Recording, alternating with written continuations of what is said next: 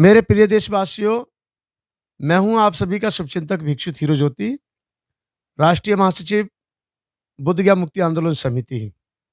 मैं सभी के सुखी जीवन की मंगल कामना करता हूं।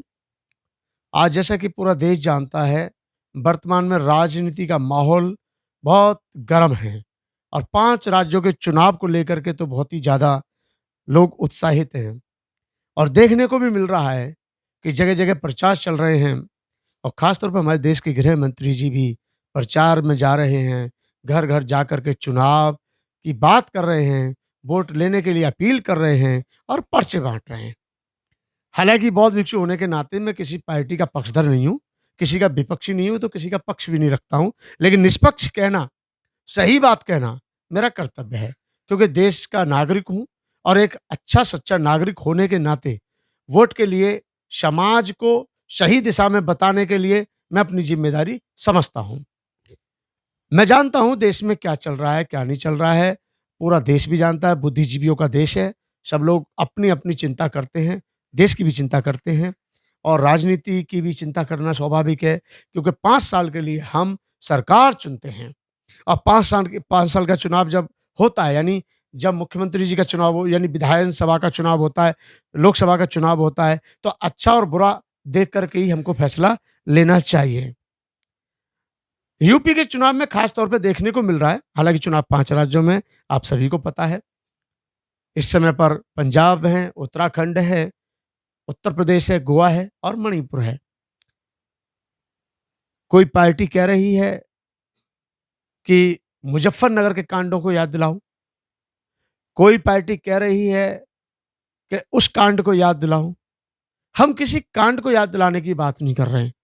हम ये ज़रूर कहेंगे, जिस राज्य में मुख्यमंत्री जी ने आपको स्वास्थ्य ना दिया हो, आपको शिक्षा ना दी हो, आपको रोज़गार ना दिया हो, आपको सुरक्षा ना दिया हो, आपको स्वास्थ्य के लिए उचित प्रबंध नहीं किया हो, क्या आप ऐसी सरकार को दोबारा चुनना चाहेंगे?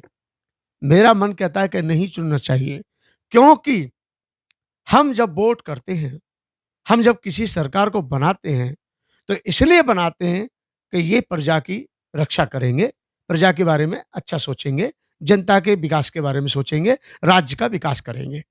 ऐसा तो देखने को मिलता नहीं है, क्योंकि आए दिन अभी पूरी 5 साल जो सरकार चली है, सिर्फ़ गाय रक्षा के ऊपर, चाहे बेटी मरती रहीं, पिटती रहीं, उनके आबरू से खिलते रहे, उस उनको बलात्कार होता रहा, बेटियों को हाथरस कांड में जलाया गया बेटी को, ये कोई नहीं भुलाया जा सकता और इसको भूलना भी नहीं चाहिए। कांड की बात कर रहा हूँ, तो लखीमपुर के कांड को भी मत भूलिए, हाथरस के कांड को भी मत भूलिए और भी ऐसे न जाने कितने कांड हैं, चाहे वो कानपुर का कांड हो। कानपुर में भी आपको पता है, एक जगह जब बौद्ध कथा चल रही थी, तो उसपे भी लाठियाँ बरसाई गई थीं। बहुत सारे ऐसे कांड हैं, जिनको याद करने से आँखें नम हो जाती हैं। लेकिन अफ़सोस की बात है कि जब हमारे देश के गृह मंत्री घर-घर जा कर के वोट की अपील करते हैं, तो उनको ये भी सोचना चाहिए कि 2016 में नोटबंदी में उत्तर प्रदेश की क्या दुर्दशा हुई थी, इसके बारे में विचार करना चाहिए। देश की क्या दुर्दशा हुई थी, इसके बारे में विचार करना चाहिए।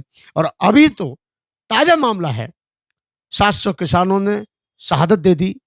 का 700 किसानों का कोई भूल सकता है? नहीं भूल सकता। आज ये भारतीय जनता पार्टी के लोग घर पे जा जाकर बड़ी-बड़ी बातें करके, गरीब लोगों के घर में खाना खा करके ये दिखाना चाहते हैं कि हम गरीबों के हमदर्द हैं।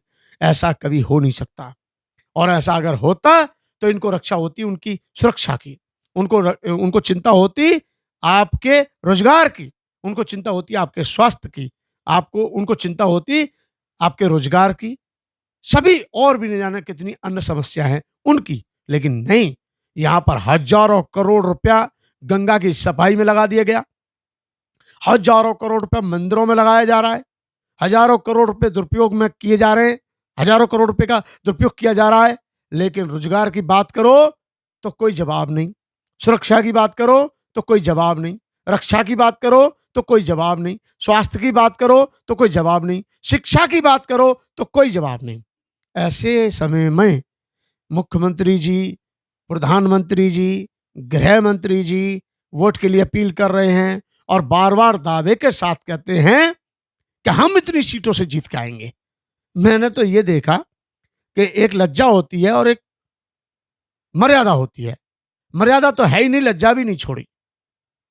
अभी शामली के जो शामली नगर है, शामली जो छोटा जिला है, उसमें हमारे देश के गृह मंत्री जी गए पर्चे बांटने के लिए, और ये कहते कहते जा रहे हैं कि मुजफ्फरनगर की घटना को याद रखना।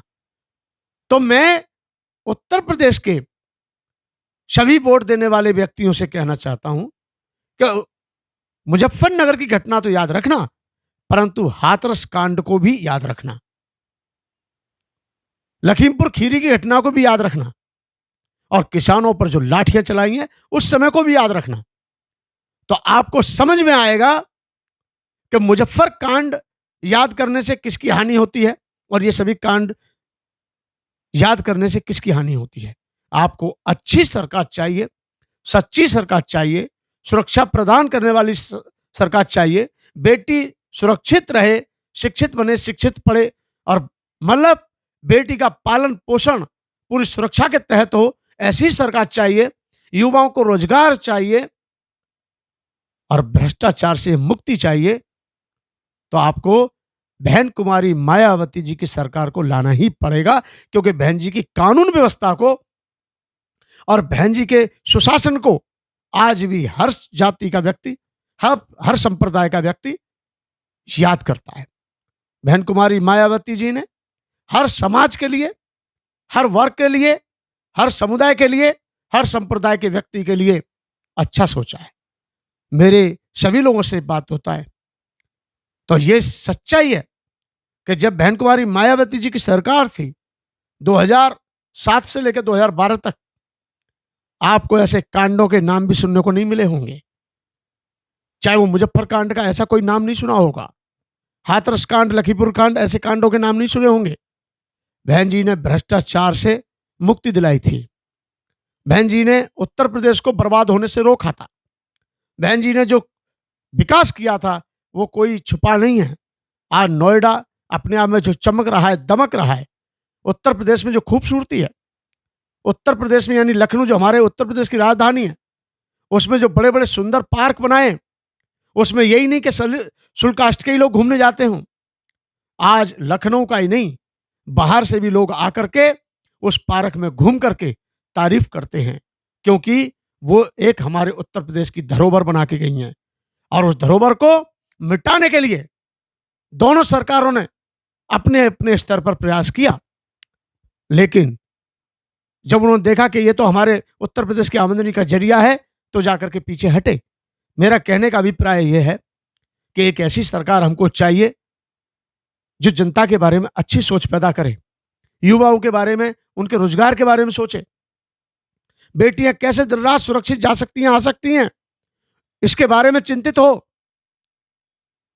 और सभी के लिए स्वास्थ्य का लाभ कैसे हो, उसके लिए कौन हॉस्पिटल की व्यवस्था कर सकता है, शिक्षा के लिए कौन इंजीनियरिंग कॉलेज की स्थापना कर सकता है।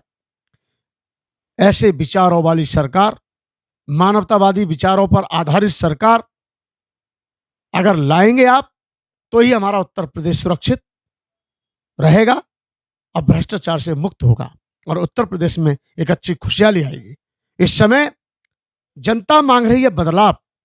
उत्तर प्रदेश की जनता परिवर्तन चाहती है, और मुझे पूरी उम्मीद और पूरा विश्वास है कि उत्तर प्रदेश की जनता इस समय जो विश्वास के साथ फैसला लेगी, बहुत ही सोच समझकर सही दिशा में लेगी। आप सभी को जय भीम, जय भारत।